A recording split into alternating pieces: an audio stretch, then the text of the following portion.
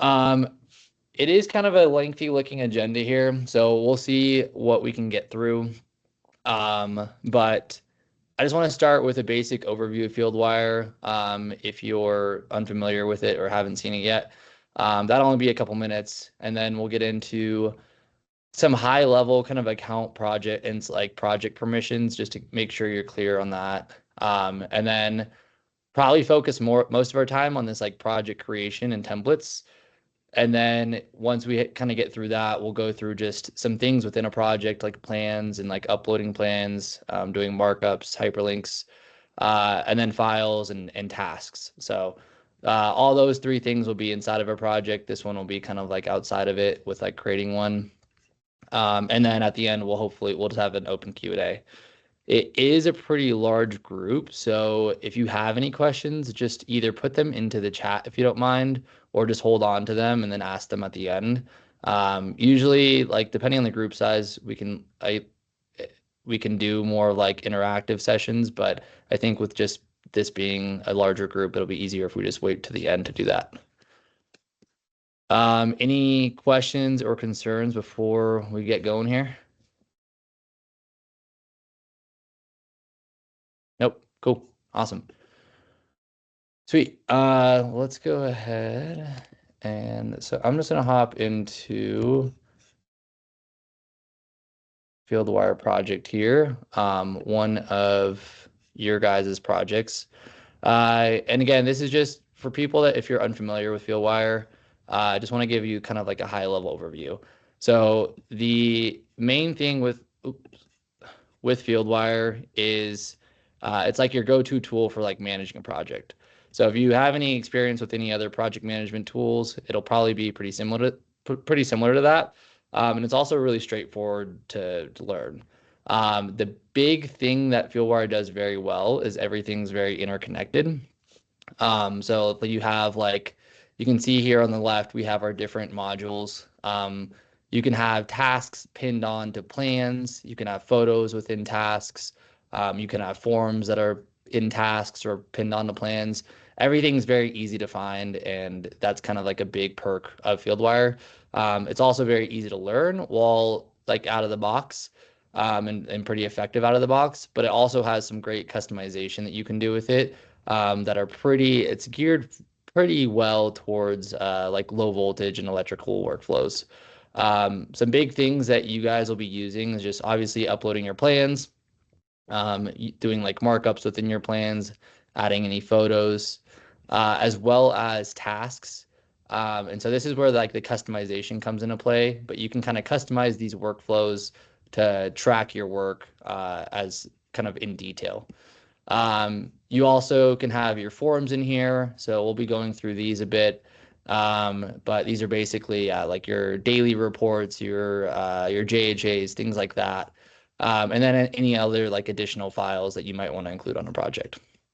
So you can kind of just think of Fieldwire as like your go-to place for managing all your work and having one place for everyone to communicate what's going on. We'll get into the more like to more details in a second here, but just want to make sure you're kind of aware of like all the things that it does. And if you have any questions on that, feel free to reach out. Cool. Let's see. So I'm gonna go ahead and go back into the slide deck here. And I just want to start with kind of some high level things for the account, just so you're aware of how that works. Account roles are broken down by owner or managers. That's going to be like Glenn and Andrew. They have access to all projects and templates. This is kind of the high level overview of it. Account user has access to the account, so they can create projects that'll be covered by the account. And then project user only has access to a given project. So those are going to be the people that are like your vendors or subcontractors that are going to come in just for a single project, but you don't want them kind of creating new projects or anything that are going to be covered by your account. That's the different roles at a high level. There's a more detailed breakdown here, and I can share this slide deck at the end here to kind of, you can click into here. This knowledge base article gives you a very detailed breakdown of what the differences are. But you can kind of think of it like Managers have access to everything. Account users can create projects. Project users only have access to a single project. That's at the account level. At the project level, there's a similar thing, but it's a little bit different. You have admins, members, and followers. And again, this is in a single project. So admin, as you would think, they have access to everything they can do. They have access to all project properties. Members, and again, this is at a high level, the main things they can't do are upload plans or delete tasks. So if you want to control a little bit more what they can do, members are a good option. And then followers can only see tasks or forms assigned to them. Again, this is like the main difference between these. So that will be like if you want to bring in potentially like a project owner or a subcontractor, somebody where you really want to limit what they're seeing on a project, a follower is a good option. Member is going to be that mid tier that's probably still internal, but you don't want them to be able to kind of delete things, and then admin can do everything. This is a little bit more in detail on what those differences are, and this also has another link in here to go into those details a bit more. Cool. All right, I would normally ask if there's any questions, but I think we'll keep it pushing for now, just for time's sake. The main thing, so what I want to dive into here is our templates for setting up projects. This is kind of just a high level overview of like what's included in a template. You have your project settings. So those are going to be like your basic things, like your color, your logo, your time zone. We'll get into that in a second. And then these main kind of things right here, like categories, these are the first three are all kind of like task related. But these are the things that like are going to be a bit custom, but you can kind of think of like categories. How are you breaking up your work? Are you breaking it up by like device type? Are you breaking it up by, if you've gotten into tasks, you might have an idea of this already, but we'll take a look at those in a second. And then task statuses are just like a flow of tasks from inception to completion. So like, how are you tracking that work? Do you want to go from like not started to in progress to completed? Do you want to go in more detail? You're kind of thinking of those as like just how you want to track your work. And then checklists, that's going to be like a more detailed breakdown of all the different steps that have to be included. So that's going to be like, a new AP install checklist, and making sure that all those little detailed things that need to happen are happening. And then forms is just like how are we documenting it? Those are the things like those daily reports, those JHAs, those risk analysis forms. Before we jump into that, I do want to kind of give you, that was actually the one I wanted to show more, but this is going to be what a project template's going to kind of look like. You have your document management portion, you have your task management portion, and then you have your forms. All of these things are going to be kind of like formatted for you already when you create a project. And I think the main difference that I've talked with Glenn about is that you guys will have two different project templates. One will the only difference between them will be your like color or the logo for that project. So I'm going to go ahead and jump into Fieldwire now. And quick question, Glenn and Andrew, is everyone on here an account manager or user? Yeah, I yes. think for the most part, yeah. Okay, cool. So going over into our templates over here, we obviously have a bunch of them here, but I'm just going to search for the Computacenter ones that I created. Click into this, and this gives us like our basic breakdown of how we're going to be able to like create a project. So I'm going to run through a couple of different things here. But speaking with Glenn, I think the big thing with creating your guys' projects is everything's going to be a little bit different per project. And so there's going to be you can start with this baseline template, and you can copy quite a few things here, but then you're going to have to go in and make some changes based on the needs of like the client and the project and how you are looking to track your work. I think some top things here. These are just kind of your general settings. Setting your time zone, color and logo. Those are all in there already. Those are going to be pretty standard, but you might want to tweak that based on like when you actually set up, like create that project. And then in our tasks here, so these are going to be things like that are going to be, again, a little bit custom to each project, but these are a good starting point for kind of getting things going. So categories, for example, this is just, I made this template based on another Computacenter project. But it's going to be a pretty long, I believe in your guys' actual template, these are going to be a pretty long list of categories that will be kind of options for how you can track your work. But again, when you create that project, you can kind of customize them and either get rid of some or add some based on how you're looking to track things. But these are a good starting point just for having a baseline template. Just real Um, quick on that, Dylan. Just the rule of thumb here is we want to create templates. We want to enable you guys to have kind of that standardized approach, but think of templates as about 80% of the equation. You still need to go in and fine tune it for your specific customer, your specific project, whatever it is. There are some common tasks that go into templates, but it'll be on you guys, especially the project engineers, to go in and make sure you're not overdoing it with the kitchen sink, but you're also not just using the template and thinking that's 100% of the story. So yeah, great call out.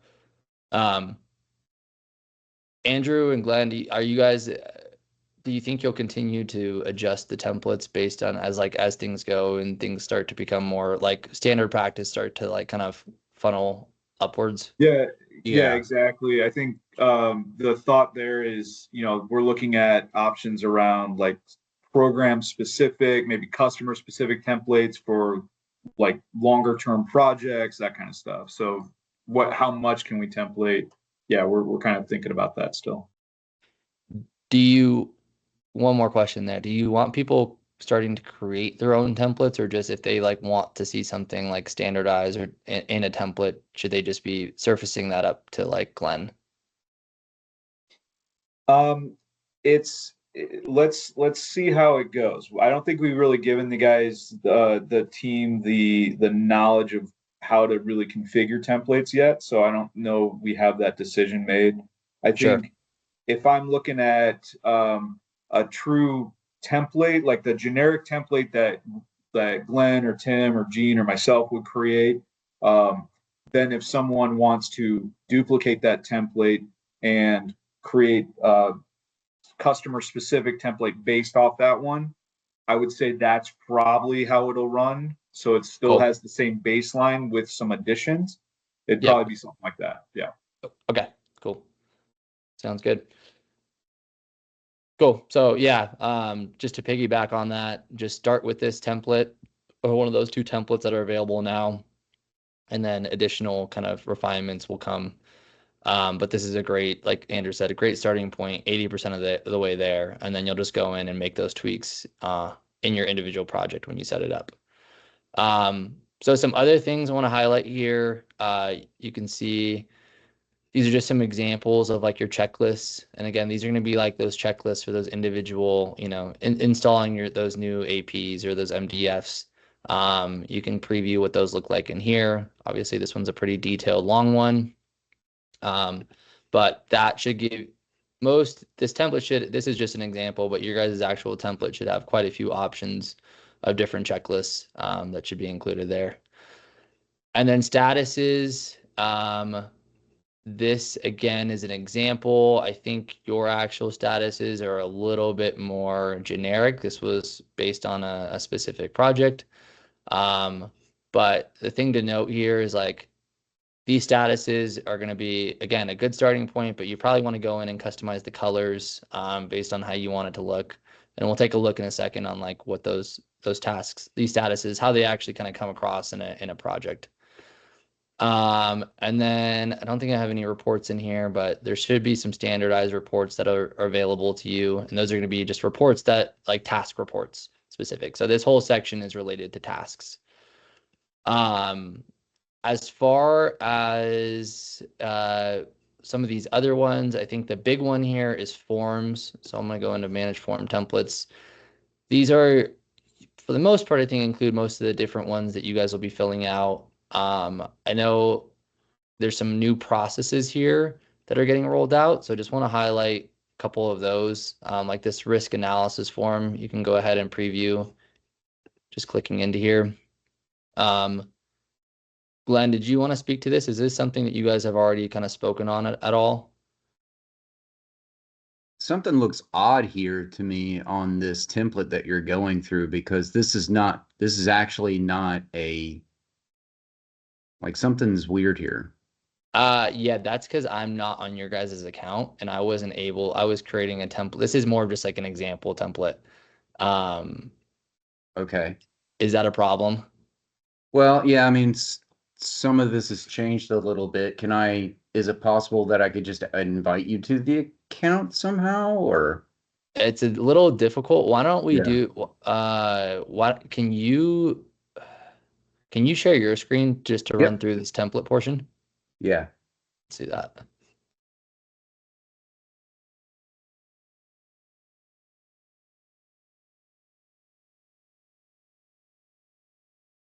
Perfect. So this is in the template layout, we have the CC and then Process. That's the logo difference between the two. That's buried up in this thing here with this particular logo.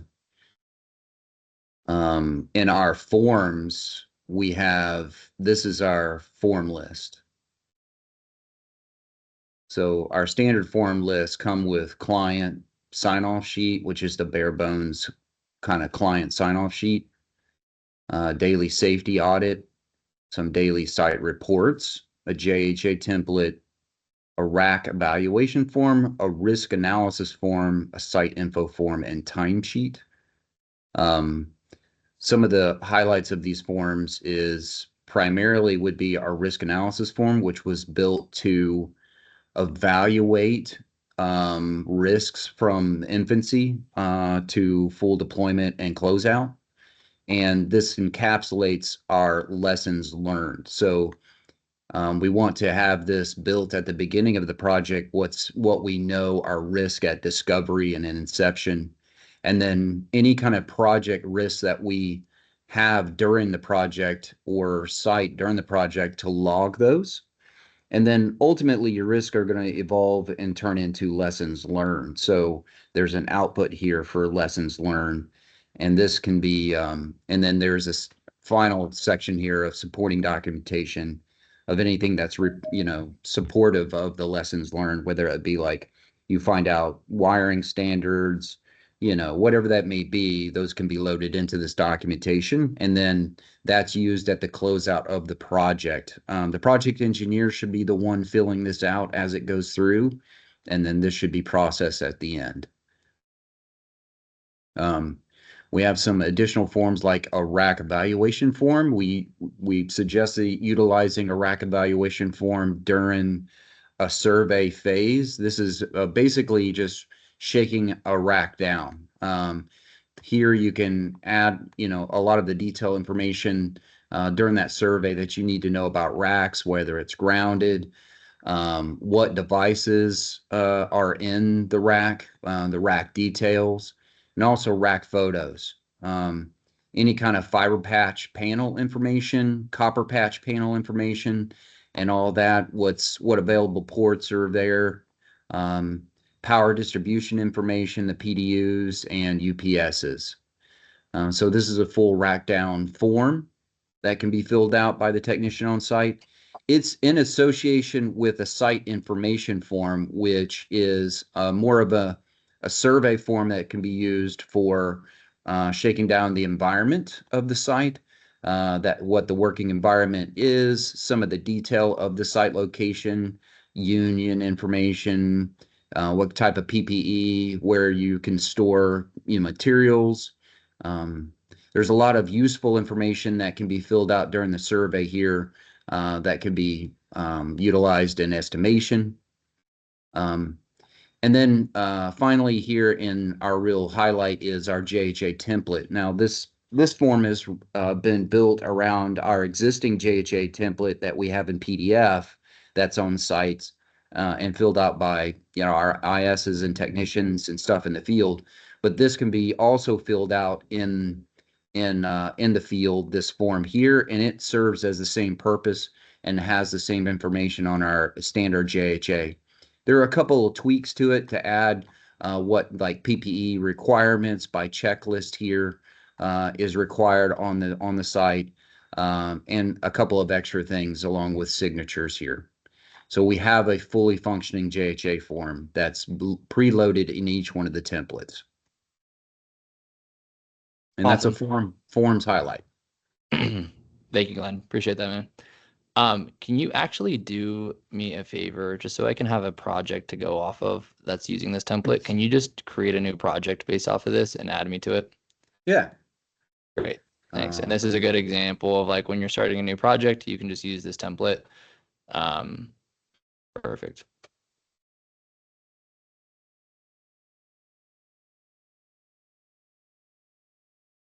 One other thing, if we could just go back to that real quick, Glenn, back to that template or to the template view. Before I take screen share back, I just want to highlight this. So in this template, we have also in files, there's like a standard, you have the option to include like standard files in here. So the one that's in here right now is just like a quick tech reference guide for your techs on site, and they can just go in to, view best practices, wiring, like just kind of that like reference guide for them.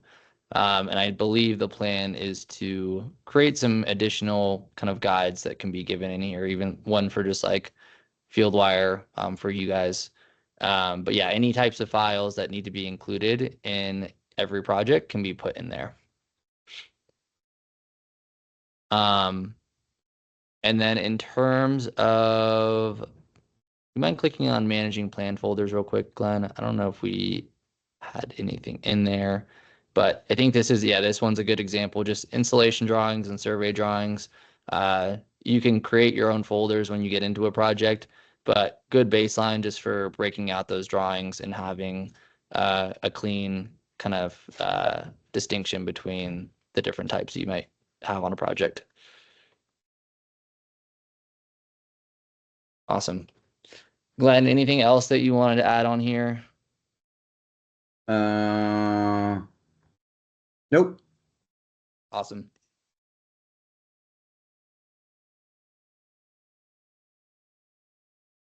Thanks for doing that. Appreciate it, man.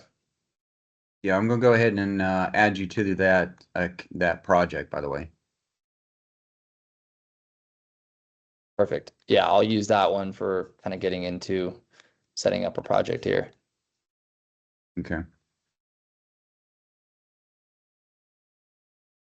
Did you add me to that one yet? Getting there. Cool.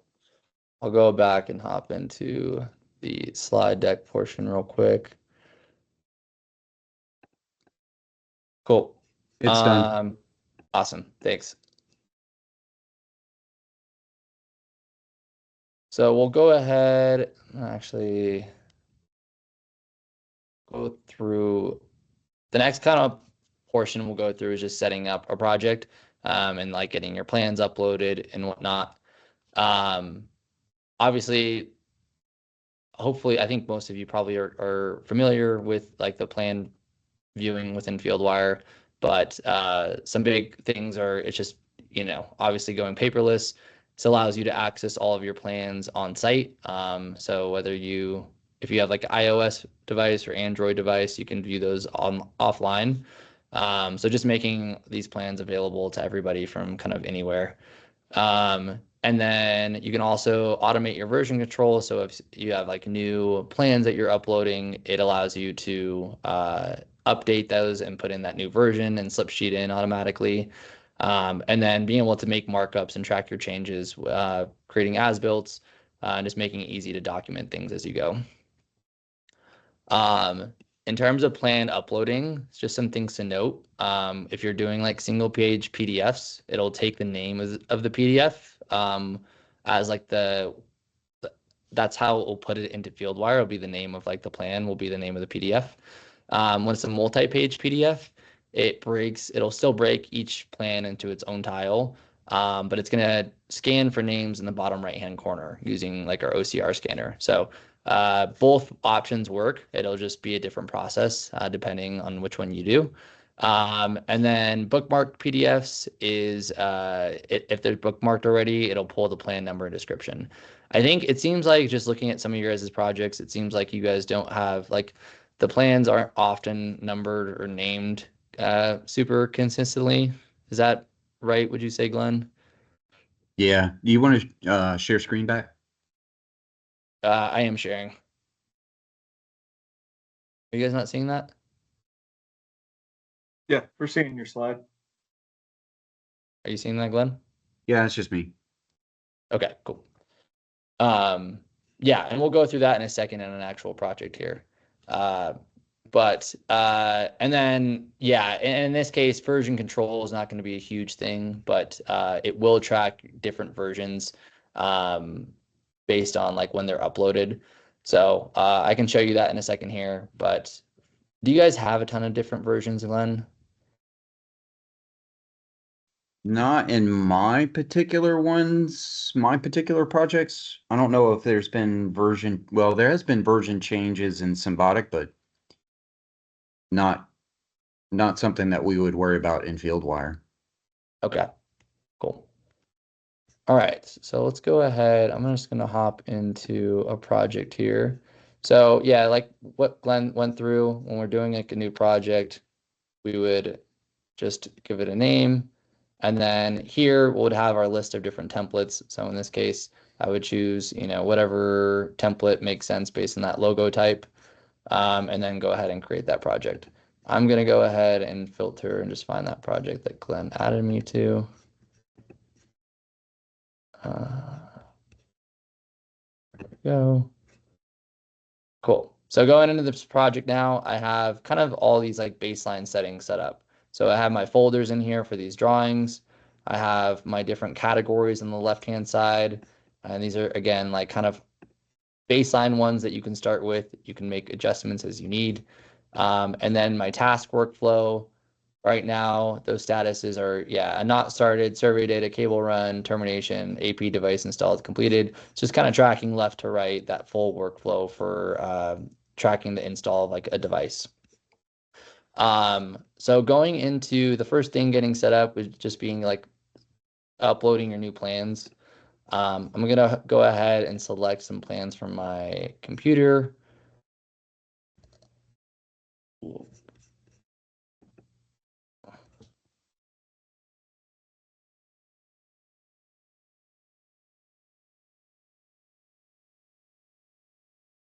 And these are individual files, so it's going to name them based on file type or the name of each file.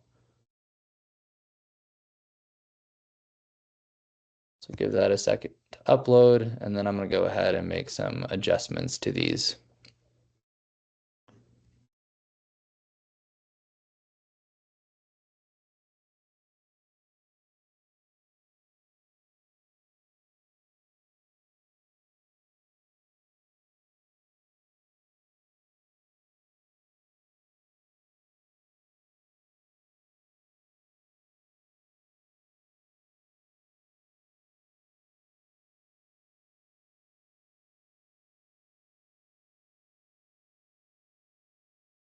So from here, I have a couple options. I'm going to select all of them, and I want this to read a little bit differently.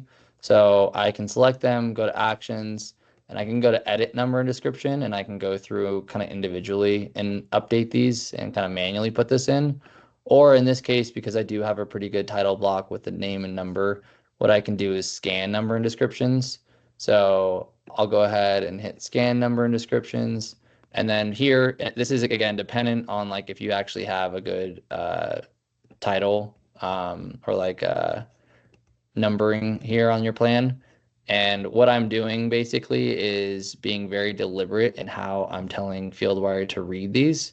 And we'll scan it. So making sure that my arrow is pointing left to right, and then it's only including the, information that I want it to. And then I'll go ahead and make that read correctly. And you can see the last side that I move, it'll point in that direction. So if I move this side, it'll point in that direction. So making sure it's pointing in the correct direction. And again, only including the information that you want it to read. And then I can go ahead and hit process. And this should update with a cleaner kind of title and numbering for these drawings. So you can see now it has that number on top, that description down below. These all look super clean in comparison to this one. It looks a little bit harder to read. So a good option if you have a good title block on the bottom right hand of your plans. Otherwise, you can also just manually update those descriptions. Awesome. Let's see.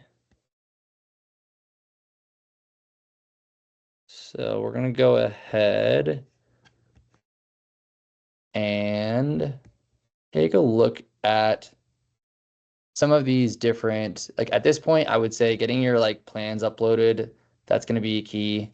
From here, you're able to kind of make your markups and start actually working off of those plans, as well as like setting up tasks. The other thing I would say to do is to kind of go through and figure out what your task workflow is going to look like. So right now, what I have in here is like this workflow that we just kind of went through, but I would go ahead and check the settings here, go to manage statuses. And then from here, I can make adjustments based on like what I think makes sense. So this one's a pretty kind of fully thought out workflow, but if you want to get rid of things or kind of adjust this as needed, you can. The one thing I will say here is like these different colors are all like we have a couple repeat colors here. So I might change some of these um, to kind of reflect the different or just to make it easier to see the differences between some of these things. But yeah, this is your, how you're going to be tracking your work. So when you're dropping tasks for individual devices, how do you want that? How do you want to track it? How do you want to see like when we're dropping an individual task on a plan, this color is like a way of indicating like what the status is for those different tasks. What we can do is go ahead and take a look at maybe one of these other projects where we have some of those tasks set up. We'll go ahead and take a look at this. So this is an example of like another workflow that's a little bit different, but this is based on the project needs. It was customized that way. But each time you get into a project, I would just say, go ahead and review these, see what makes sense. In this one as well, we have different categories based on like what makes sense here. And then the colors are a little bit different as well. But the main thing is that all these tasks are being pinned onto these plans. And that's the huge benefit of like working within Fieldwire is that you can have all this detailed work linked directly onto plans. So if I click into this one, this is a good example of kind of, having a detailed checklist that needs to be completed for installing this Cat 6. Yep. And then to show another one, let's see. To kind of give you an idea of some of the flexibility or like different ways you can set this up.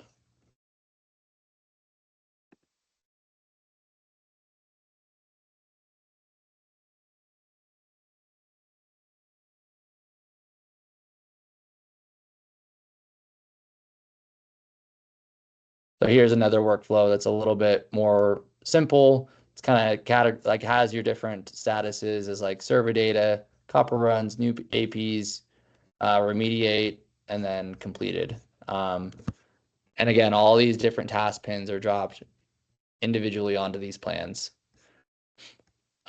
Just to give you kind of a high level overview of tasks, this is kind of an anatomy of a task.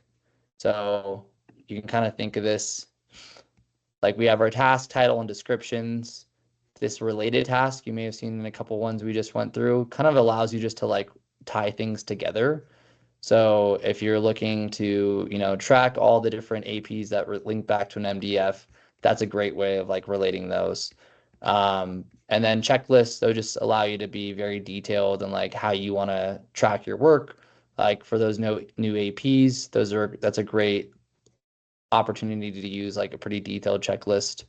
And then in the message, like down here, this is kind of like the content of the task. This is like where you're putting in your photos, you're communicating with like little messages. It basically works as like a text messaging field where everyone can communicate on like what's happening with an individual task.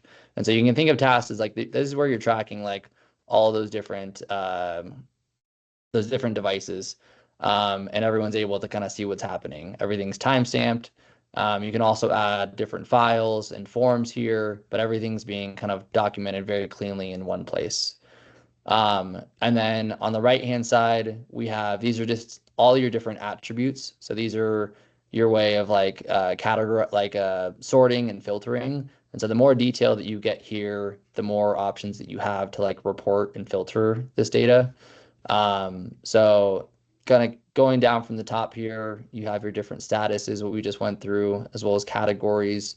You can also assign a task to somebody so they can be like directly responsible for it, and they'll get notified when you assign them.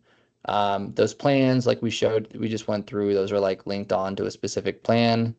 Um, Location of task, we won't get into that today, but all these other ones are kind of like they're good options for just being very detailed on like the different information that you want to link about or put input for a given task.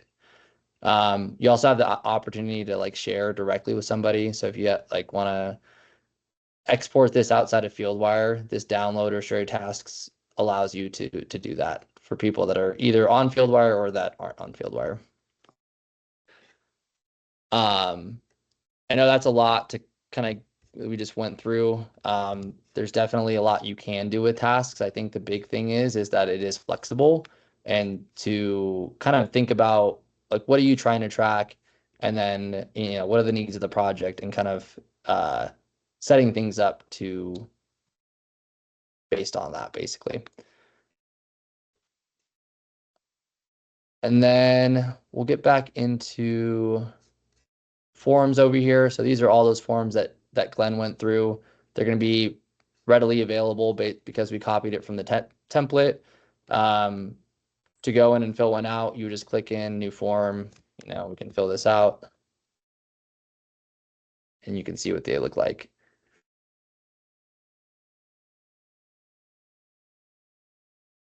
Let's see.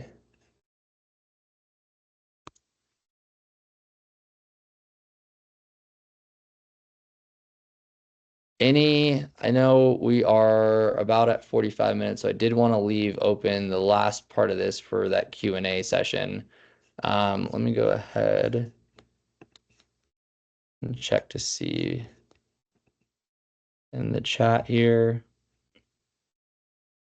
Can you open a daily site report? Let's see. I don't know if that was already when that was asked. Looks like that was asked a while ago. I'll go ahead and open that real quick.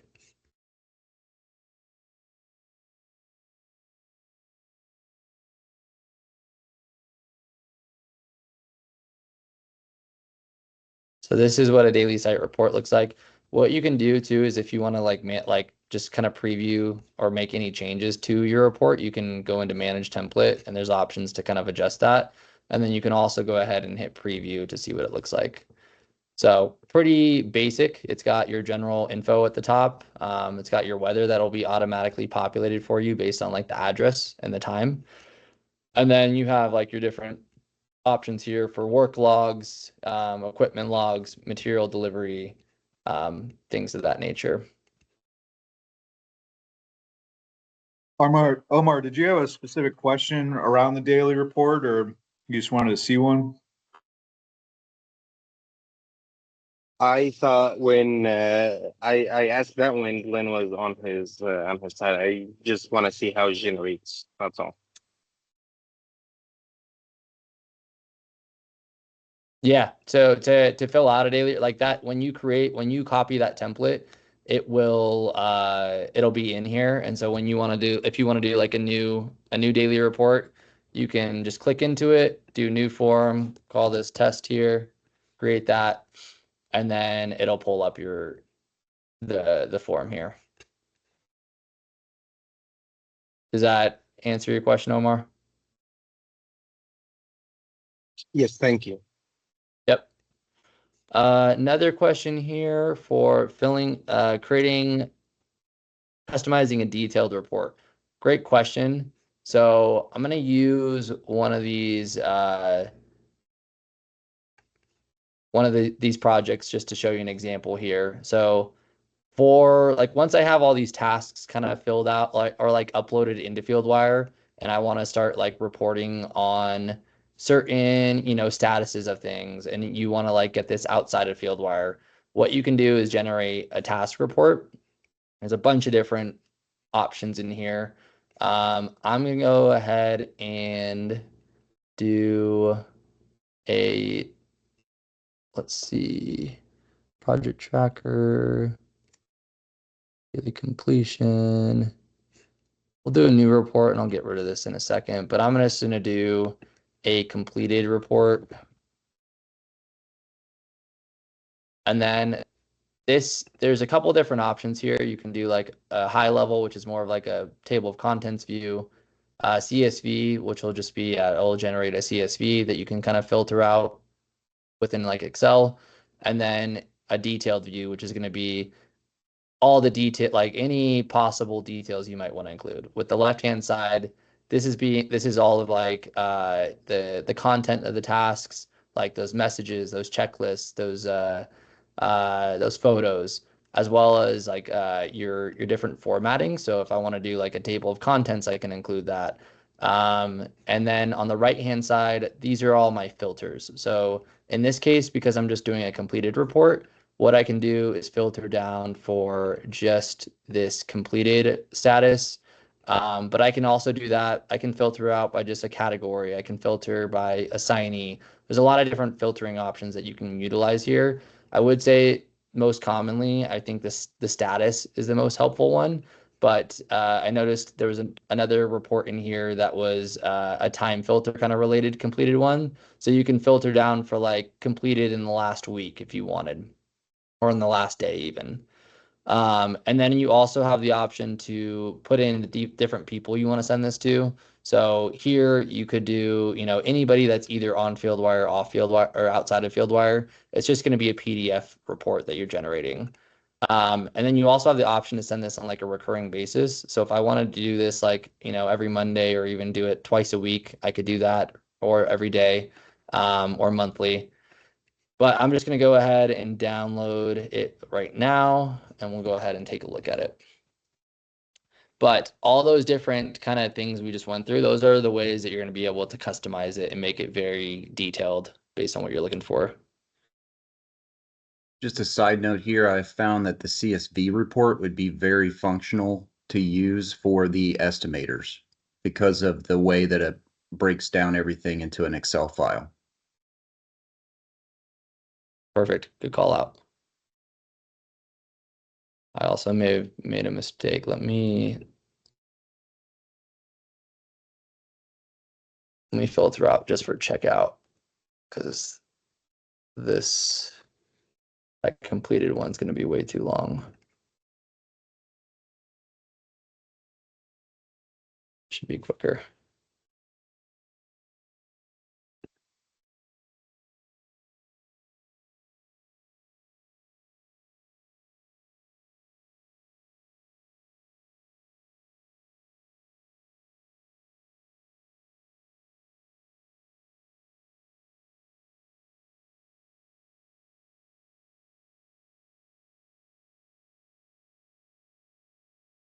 Well, we'll give this a second to load. Another question I see here is, can you duplicate a task directly on the floor plan?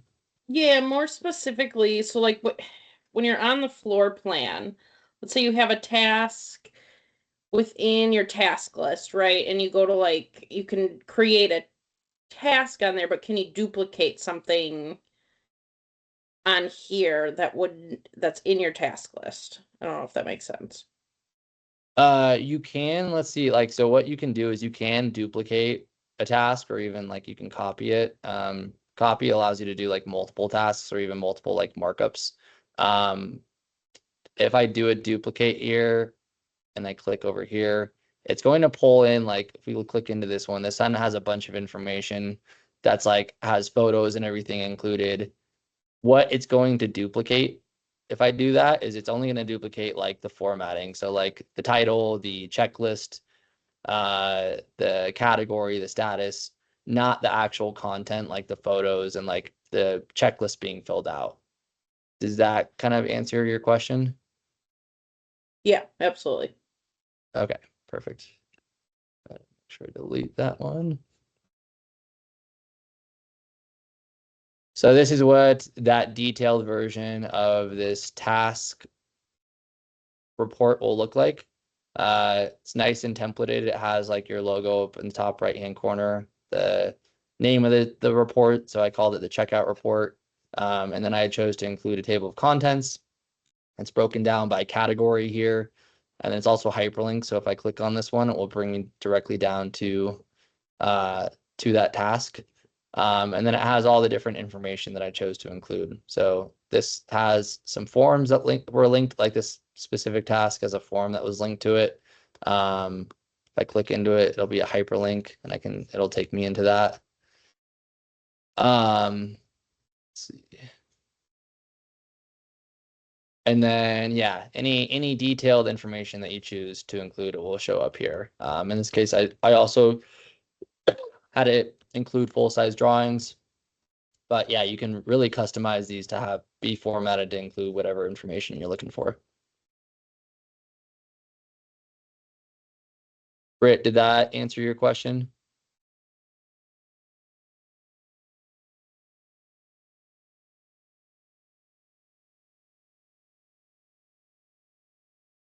I think that was Veronica's question at the end there. Oh, you went back to the report. Gotcha. Yep. Can you show the task importing? Yeah.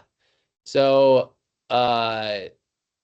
for getting all these kind of different tasks set up in a project, especially, I mean, this one has a fair amount, 239, but especially for really large projects where it's going to be a ton of tasks. What's really helpful is importing tasks. So this allows you to do like kind of like a spreadsheet format of uploading all these different tasks into Fieldwire. You can keep it pretty simple initially, but like just putting in a title, your status, which would probably just be not started initially, and then category, that's usually enough. Some other helpful things that you can include though are like your checklist. So if you already have that check, like what the checklist is going to be, if it's like a new AP, you can reference that here.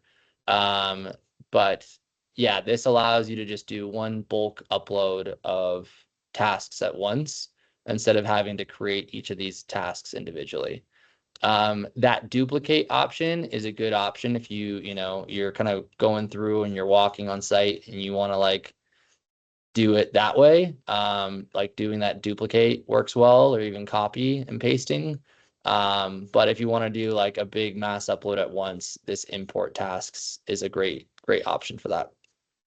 Glenn, would you say that that's a commonly like how most of these projects are getting set up, is using the task importer? Yeah, generally because we're usually we're doing something in mass generally, whether it be evaluating a surveying or installing 44 APs, 400 APs. So there's usually a mass amount of tasks and it's helpful to use the importer. Okay. I might be able to actually show security task. See if I can do a quick example.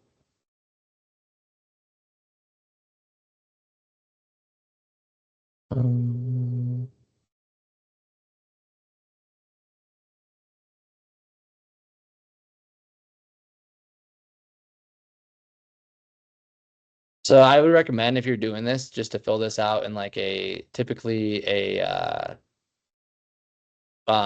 like in a Google Sheets or an Excel, just to make it a little bit easier for creating. And then I'm gonna go ahead and just show you real quick what this looks like.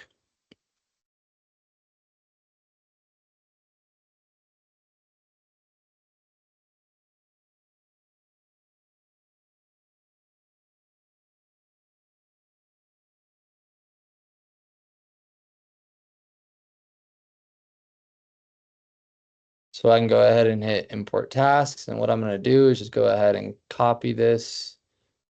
You can see I also have my related tasks and checklists in here. So it's going to import all of that.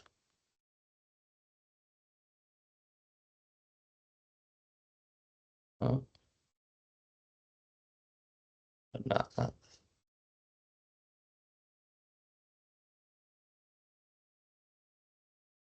Actually,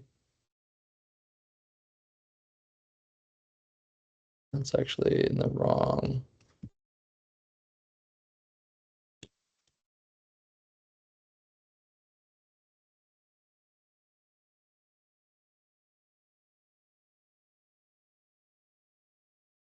So I can go ahead and hit import, and that's just going to do one mass upload here of all those different tasks. And I had dates in there, so put those into the overdue column. But really quick way of getting all those in there.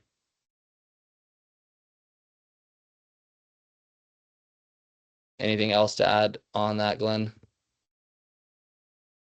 No, I'm uploading a Excel template for the task importer into the chat.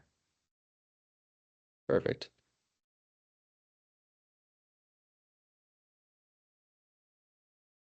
I know I only have a couple minutes left, but any other last minute questions here?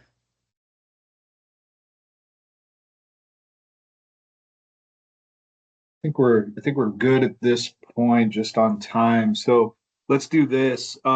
Any other questions or things that you guys get in there? It looks like I got a couple requests to access sample projects.